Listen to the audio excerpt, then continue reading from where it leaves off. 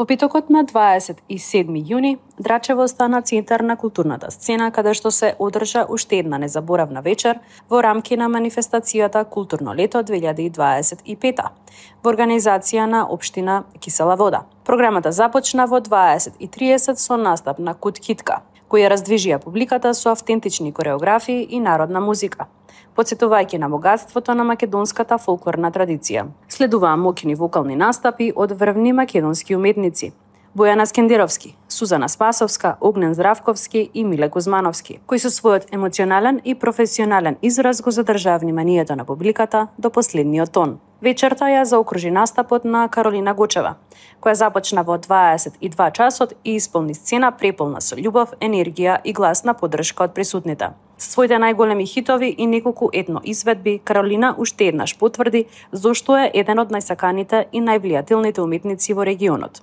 Настапот помина во одлична атмосфера, со голем број посетители од сите генерации. Публиката го поздрави секој изведувач со топлина и аплаузи, а Драчево уште еднаш покажа дека знае да го цени и прослави македонскиот звук. Како си вечерва, супер изгледаш? Здраво, ти благодарам на убавите зборови. Многу убаво се чувствувам, среќна сум што ќе настапувам и што ќе бидам заедно со граѓаните од Драчево, убаво ми е, навистина. Твоите интерпретации често носат емоција и длабочина. Што може публиката на Драчево вечерва да очекува од тебе?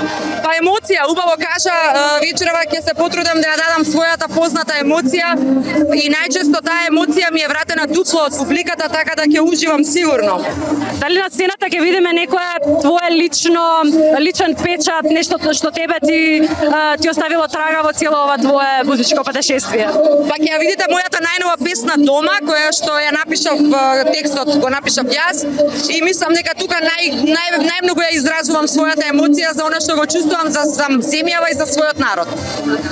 Дали имаш некој ритуал пред настап, нешто што сметаш дека ти носи среќа ако го направиш? Немам некој посебен ритуал, но многу ми е важно 45 минути пред настапот да сум спремна. Значи да не се спремам во 5 до 12, да можам да имам 5 минути да се сконцентрирам во мир и тишина.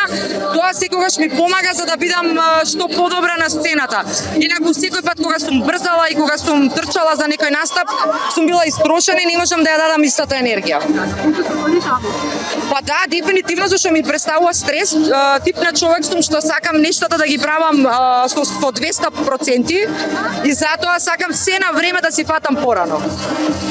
Па како и на сите мои настапи до сега, максимално се посветувам на енергијата моја да пренесам на луѓето, така да може да очекуваат добра забава, убава песна и убава енергија, убава атмосфера. Колку ти значи да си во овој состав вечерва на овие големи македонски имиња, како Сузана Спасовска, Миле и останатите, колку ти значи ова за тебе и во твојата кариера во вечерва? Па види, јас сум растен со нив, бидејќи и Сузана, и Миле, и Наум, и сите си имаат дружени и соработувано со моите, така да ги знам од дете. И едноставно, пресреќен сум што има прилика еве сега уназад овие 2-3 години да почнем јас да соработувам со нив и да се дружам, да делам и сцена и дружби, и пријателство и све со нив. Така да ми значи многу, сум учел од нив и имаат голема почит и респект од мене.